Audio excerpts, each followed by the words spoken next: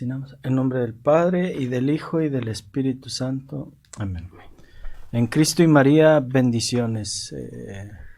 Mi nombre es Jaime Pedraza García. ¿Cómo te llamas? Santiago Lascano. Santiago Lascano. Soy de Ecuador. Lascano. De Ecuador. ¿De qué ciudad? De la capital de Quito. De Quito, Ecuador. Bueno, aquí la intención es hacer un momento espiritual, se le puede llamar mística. La mística es ese conocimiento de la fe, esa vida de la fe, es esa experiencia de la presencia de Dios en nuestra vida. Por la fe conocida, fe vivida, fe celebrada, fe hecha oración, y terminas por concluir en el proceso de tu vida espiritual. Cuando estás ante el sagrario o en misa, sabes que es Jesús. El sacerdote está Jesús. El que confiesa es Jesús por el sacerdote in persona Christi, o Cristo cabeza.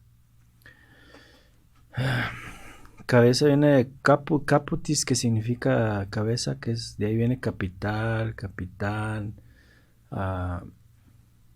pecados capitales. Entonces, in persona Cristo, en Cristo cabeza, ¿verdad? De la iglesia. Toda la iglesia es su cuerpo. Por eso decimos, Padre nuestro que estás en el cielo. Pero no hay distancias más que a nivel de nuestra esperanza, de la fe conocida, porque va a haber la teofanías, a veces hay teofanías así a nivel temporal. San Pablo vio a Jesús, ¿verdad? Moisés con Dios, Jacob luchó con un ángel, a Abraham le detuvo la mano un ángel para no hacer el sacrificio. 2000 años antes de Cristo, la gente a veces acostumbraba a sacrificar a sus hijos. Y Dios purifica la inteligencia de Abraham en aquel tiempo permitiendo esta obediencia y mandando un ángel para que evite. Y a partir de ahí el pueblo de Israel se distingue entre los demás pueblos por no aceptar eso, los sacrificios. Así que había pueblos que los pasaban por el fuego, no sé de qué manera, si los quemaban totalmente o para, no sé, marca o así. En la historia que conocemos en México, todavía en 1300, 1400, se había sacrificios humanos, ¿verdad? En las pirámides les quitaban el corazón, se lo ofrecían al dios Sol. Y bueno, viene la evangelización y nos libera de esta especie de esclavitud a nivel de la inteligencia y del amor, ¿verdad? Tal vez en su inteligencia su deseo era pues lo mejor, ¿verdad? Ya no era ofrecer los del pueblo, pero sí guerreros prominentes, guerreros extraordinarios, ofrecerle lo mejor, ¿verdad? Dicen, no he leído la historia, cuando un guerrero no aceptaba el sacrificio, pues terminaba, después él se sentía mal porque, o sea, cuando se resistía mucho así por miedo o algo, no lo ofrecían y se iba a su pueblo, pero era como una ignominia, ¿verdad? Algo así. Eso es lo que dicen. Hay que leer bien la historia en ese sentido.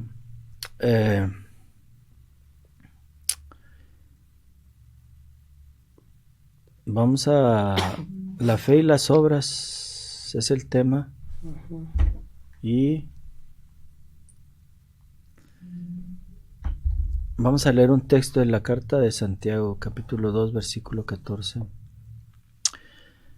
¿De qué sirve, hermanos míos, que alguien diga tengo fe si no tiene obras? ¿Acaso podrá salvarle la fe?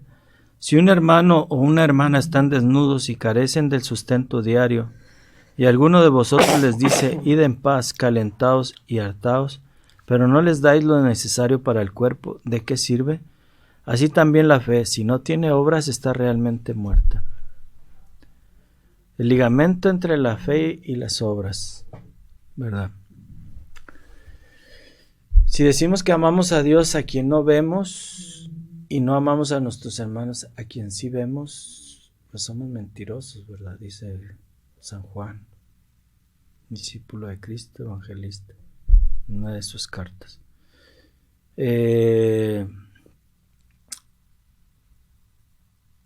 La fe es aceptar la voluntad de Dios, su revelación, su santidad y permitir que Él obre en nuestras vidas.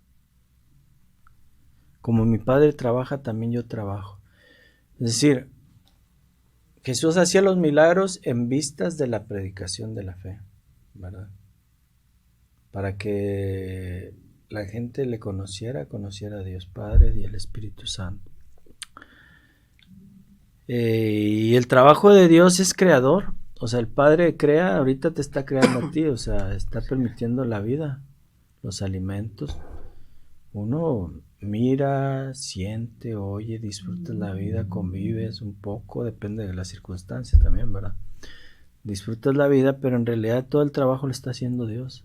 O sea, la sangre que circula por tu cuerpo, los nutrientes que pasan por ahí, distribuyen, las células que pues unas van cayendo, se convierten otras en uña, en cabello, todo eso, pero vienen las nuevas, o sea, hay una vitalidad como quiera, ¿verdad? Pues claro que no, hasta que ya se desprende, muere. Pero toda esa labor la hace Dios, Dios que es amor.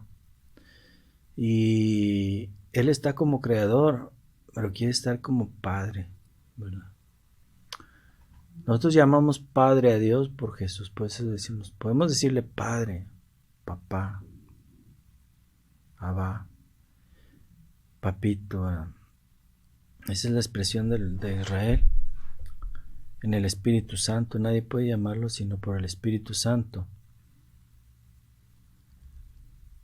Pero eso se logra gracias a Jesús, que es Padre nuestro, porque en Jesús, solo en Él podemos llamar a Dios Padre.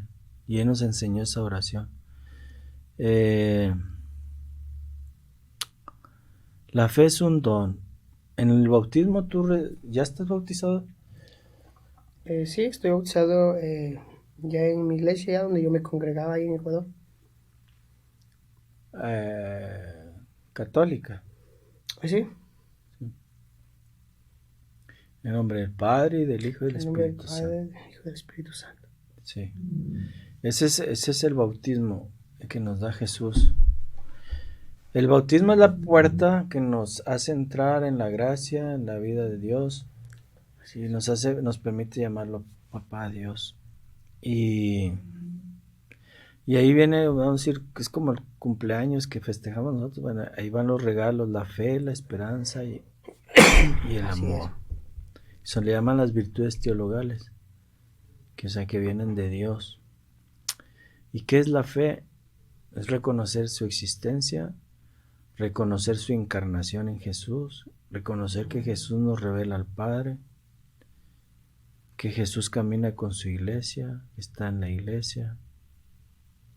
Todo un conjunto de verdades.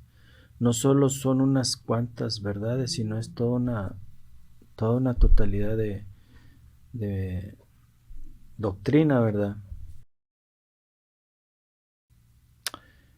Entonces, me decías que vienes de Quito, Ecuador. ¿Has viajado mucho?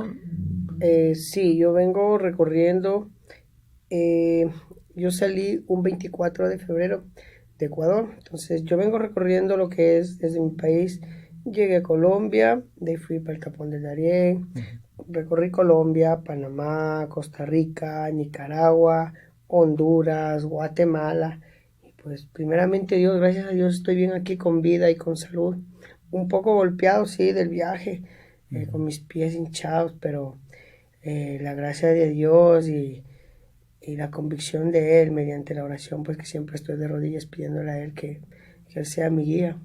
Pues Él me ha estado guiando y no me ha dejado dejar de proveer, sea un alimento o algo. Siempre hay mucha gente buena de bendición aquí y sobre todo pues que me han brindado alimentos y todo. Y gracias a Dios pues he llegado aquí, ahora estoy esperando mi cita para poder seguir emprendiendo mi viaje. Sí. Sí, aquí es poner